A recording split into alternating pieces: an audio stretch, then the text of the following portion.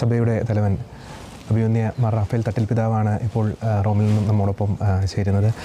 പിതാവെ, കത്തോലിക്ക സഭ വളരെ ഒരു വേദനാജനകമായിട്ടുള്ളൊരു നിമിഷങ്ങളിലൂടെ കടന്നുപോയിക്കൊണ്ടിരിക്കുകയാണ്.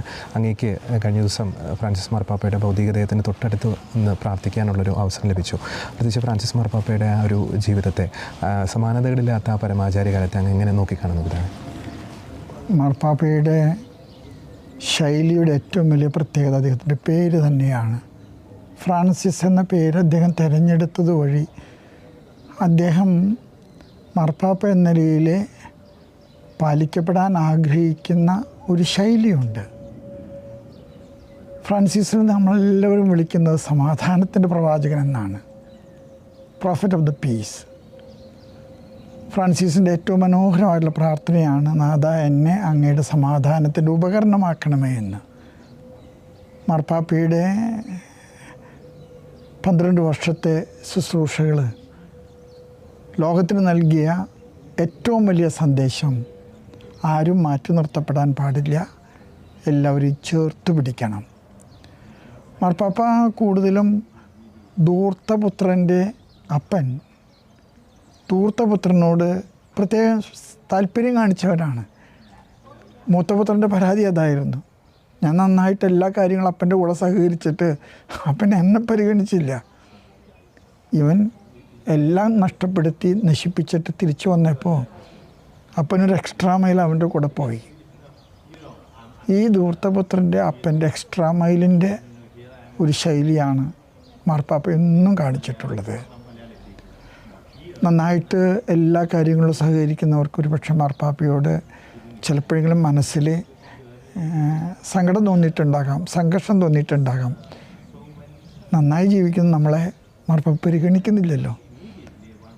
പക്ഷെ മാർപ്പാപ്പയുടെ ശൈലി അതാണ്. മാർപ്പാപ്പ നഷ്ടപ്പെട്ടവനെ തേടുന്നവനാണ്.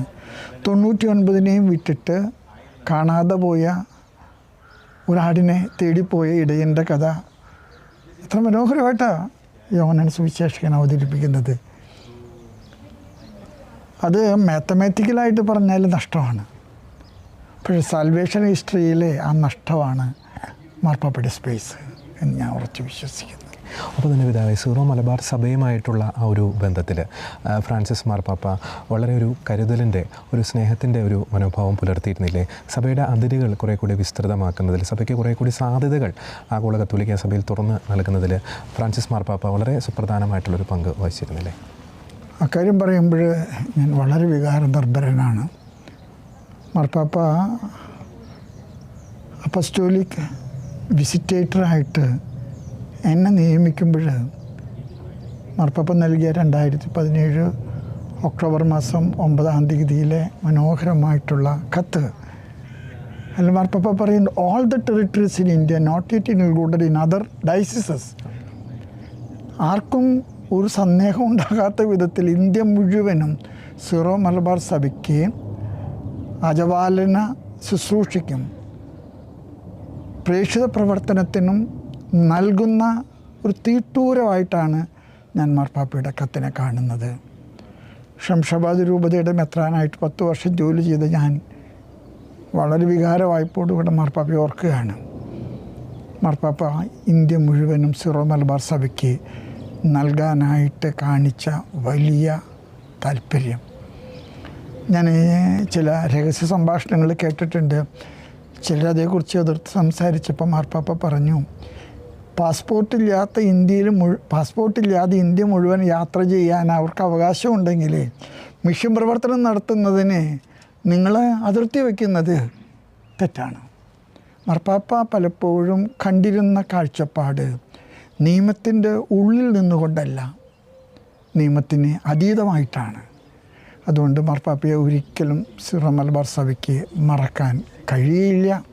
സീറോ മലബാർ സഭയുടെ ദൗത്യം എന്താണെന്ന് വെച്ചാൽ, നമുക്ക് ഇന്ന് എല്ലാ രൂപതകളിലും ആവശ്യത്തിൽ കൂടുതൽ വൈദികരുണ്ട്, സമർപ്പിതരുണ്ട്, സെമിനാരിക്കാരുണ്ട്. അത് നമ്മുടെ രൂപതയിൽ മാത്രം ഒതുങ്ങി നിൽക്കാൻ നമുക്ക് ദൈവം നൽകിയിട്ടുള്ള ഒരു കൃപയായിട്ട് മാത്രം നമ്മൾ കാണാൻ പാടില്ല. മാർപ്പാപ്പയുടെ ഈ വലിയ സ്മരണ ഓർമ്മിക്കുമ്പോൾ ഞാൻ പറയും, നമുക്ക് കുറേ കൂടെ തീക്ഷ്ണതയോടും തീവ്രതയോടും കൂടെ നമ്മുടെ പേഴ്സണൽസ് അൽമായരടക്കം എല്ലാവരും മിഷൻ പ്രവർത്തനത്തിന് ഇറങ്ങണമെന്നുള്ള ഒരാശയമാണ് എനിക്ക് പങ്കുവയ്ക്കാനുള്ളത്. പിതാവിന് ഇന്നലെ സെൻറ്റ് പീറ്റേഴ്സ് ബസിലിക്കയിൽ വെച്ച് ഫ്രാൻസിസ് മാർപ്പാപ്പയുടെ ഭൗതിക ദേഹത്തിൻ്റെ തൊട്ടടുത്ത് നിന്നുകൊണ്ട് പ്രാർത്ഥിക്കുവാനുള്ള ഒരു വലിയൊരു ഭാഗ്യം ലഭിക്കുകയുണ്ടായി. ആ നിമിഷങ്ങൾ പിതാവൊന്ന് ഓർക്കാമോ? ഞാൻ അവിടെ ചെന്ന് കഴിഞ്ഞപ്പോൾ എനിക്ക് ഭാഗ്യമുണ്ടെന്ന് തോന്നുന്നു. ആരധികവും ഇല്ലായിരുന്നു. മറ്റേ ഭാഗത്ത് നല്ല ആളുകളുണ്ട്. VIP റോയിലൂടെ വരുന്നവരെ സംബന്ധിച്ചിടത്തോളം ഞാൻ ഒറ്റയ്ക്ക് ഒരുപാട് സമയം മാർപ്പാപ്പയുടെ മുമ്പിൽ കൂപ്പുകരങ്ങളോടുകൂടെ പ്രാർത്ഥിച്ചു. ഒരു വിശുദ്ധ സാന്നിധ്യത്തിൻ്റെ മുൻപിൽ സ്വർഗീയ മാധ്യസ്ഥം തേടി പ്രാർത്ഥിച്ചതായിട്ടാണ് എൻ്റെ മനസ്സ് എന്നോട് പറഞ്ഞത്. വിശുദ്ധനായ ഒരു പാപ്പ സ്വർഗത്തിലെ ദൈവത്തിൻ്റെ വലതുവശത്തിരുന്നു കൊണ്ട് സഭയ്ക്ക് മുഴുവൻ മാധ്യസ്ഥം വഹിക്കാൻ അദ്ദേഹം മധ്യസ്ഥനായിട്ട് തീർന്നു. സഭ അദ്ദേഹത്തിനെ വിശുദ്ധനായിട്ട് പ്രഖ്യാപിക്കാൻ അതൊക്കെ സമയമെടുക്കുന്ന കാര്യങ്ങളാണ്.